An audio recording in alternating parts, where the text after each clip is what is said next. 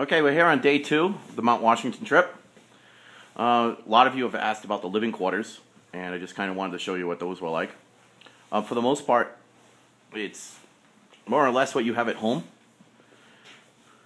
You know, nice sink area, big 6-burner stove with the big oven. There's 2 refrigerators, and one of the big differences probably from your home is just the fact that there's 2 huge chest freezers here and a lot of canned goods. On shift change day, that's where you get a lot of the fresh stuff that comes up. So the milk, the half and half, the salad stuff, and some fresh veggies and cheese and stuff like that. But that tends to go pretty quick. One thing that they do here, they really try to conserve electricity as much as they can. It costs 7 times as much for electricity as it does probably at your house.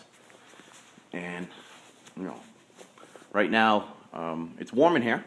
I'm extremely warm because I'm fully geared up because we're ready to go outside. One of the things that we do check out every day is this is just the summit report of what's happening.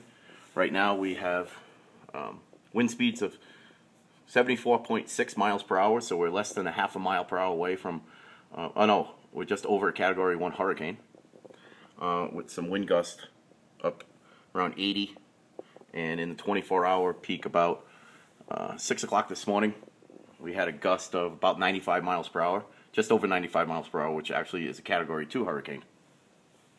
As far as living quarters, I'll show you our messy bedroom. So this is where we're staying. It's just a 2-bunk room. Definitely no frills here. It's just usually what happens. We're so tired at the end of the day, we just kind of crash out. There's Neil. He's dressed in orange too, so all of you that laughed at my orange coat 2 weeks ago, he has the same one, so if we do get lost up there, they can find us in the snow. This is where they hang out at night. It's just kind of, you know, they do have cable TV and Netflix and Hulu and all the videos on the back. So this is where they kind of hang out as a group after dinner. I'm going to head outside now, or begin to head outside. This is going up into the observatory. This is a non-heated room. You can see, although we're inside, there's cracks in the building, and every time the door opens up, some snow does flow in, so there is a lot of snow in here. This is walking into the weather observatory. And you can see basically what they're doing in here, just monitoring the weather, you know, both by satellite images and all that, and then also just by, the best thing is looking outside sometimes.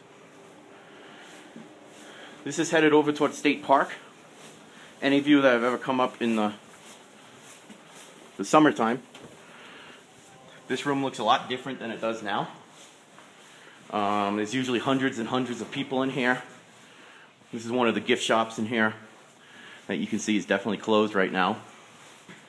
And one of the things with this mountain during the summertime, either if you drive up, you hike up, you take the train up, there's a full snack bar area here where you can get snacks and hot dogs and chowder and soup and all that warm stuff. But this time of the year, it's definitely much different than it is now. So what we're going to do now is we're going to head back towards the observatory, and we're actually going to go up into the cold room, which I told you about. That's where they keep all of their weather instruments. Now I'm hoping that I get a much better video for you today. I think what happened yesterday was so cold that my camera just shut off.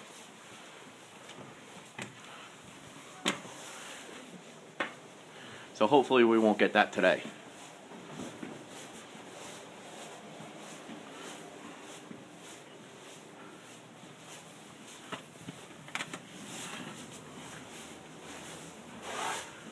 So, another set of stairs here going up into the cold room. And this is also where we go outside. So this is going out to the A-frame building right now.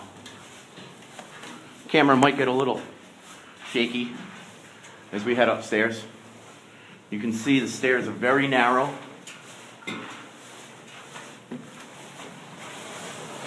And it is very cold up here. The only thing that we don't have up here is different from outside of the winds.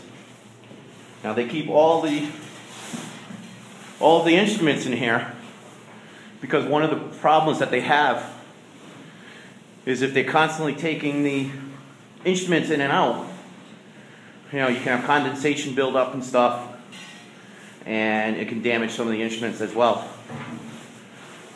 Every time that you go to the home page, you can see this is the weather, this is the camera that's actually looking out onto the observation deck. You're not seeing much out there, it's completely covered over in ice today. If we went up to the tower, we'd go up that flight of stairs with wind gusts close to 100 miles per hour, and not quite going to do that one today. But if you go up there, that will actually put you up into the tower. And then you are officially the tallest person in New England. You know, so if you go up there. That's also where they have the weather vane and the pitot tube, which measures the wind speed. Yeah, we're going to head back down and then go outside. Bear with me if I mess up the camera. I'll do my best.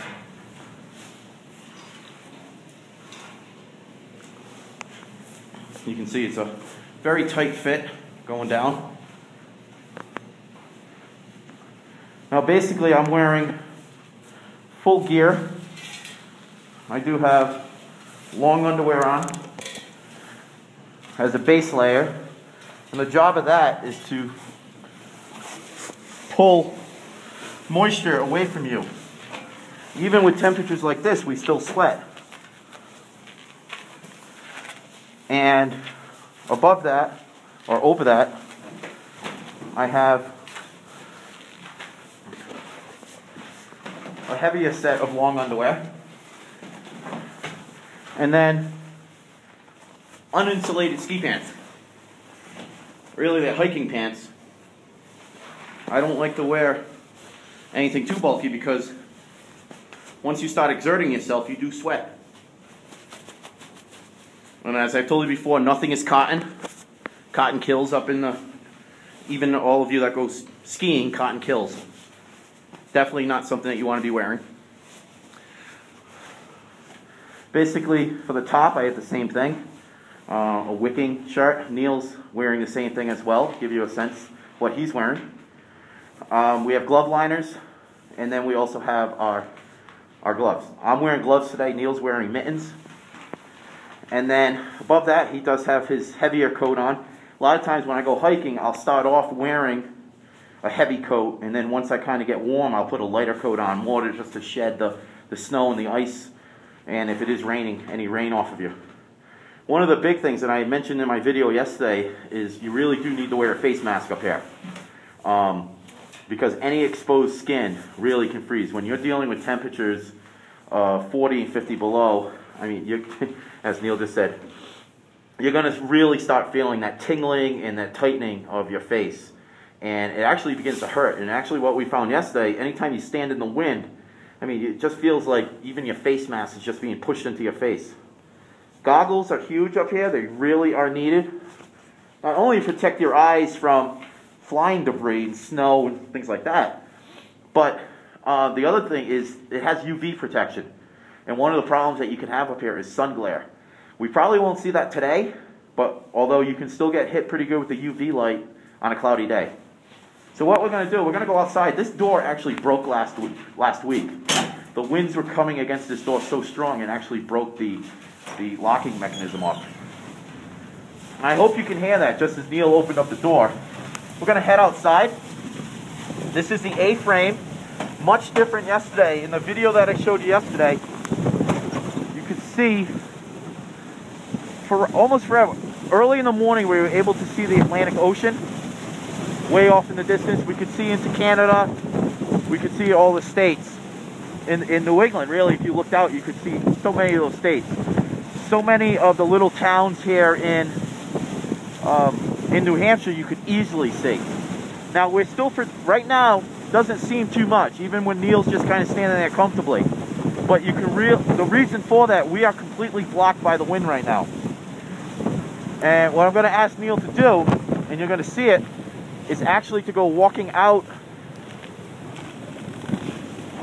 And it hits you like a freight train. All of a sudden, as soon as you get away from the protection of the building, it really does hit you pretty good. The deck is completely covered in snow today. We have had snow showers moving in all morning. And one of the things I'm going to do is actually walk out. I want to see if you can hear the wind as it's coming through. So right now I've just cleared the protection of the building. And you really can't see more than about 15 feet.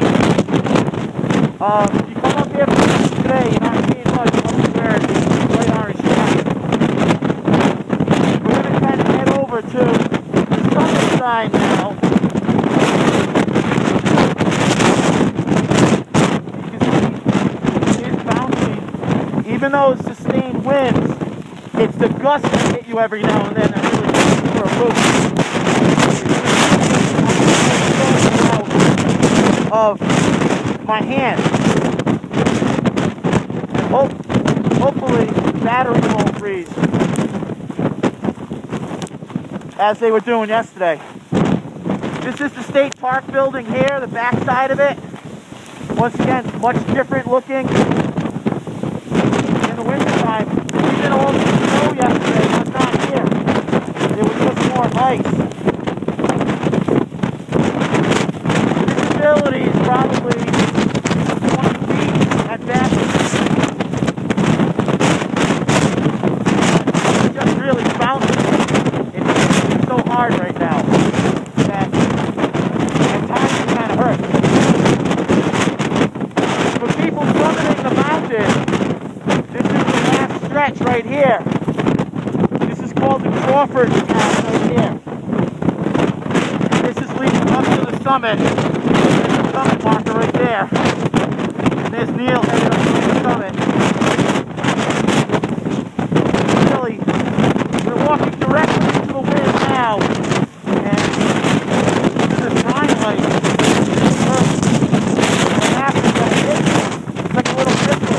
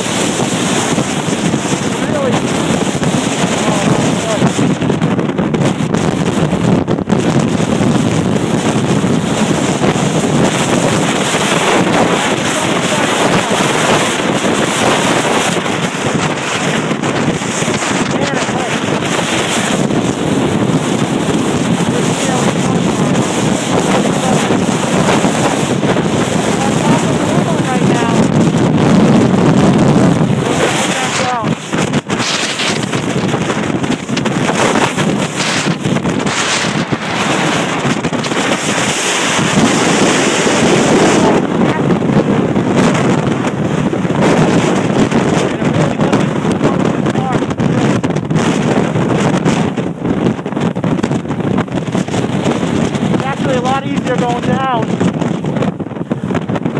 because the wind's helping the float down.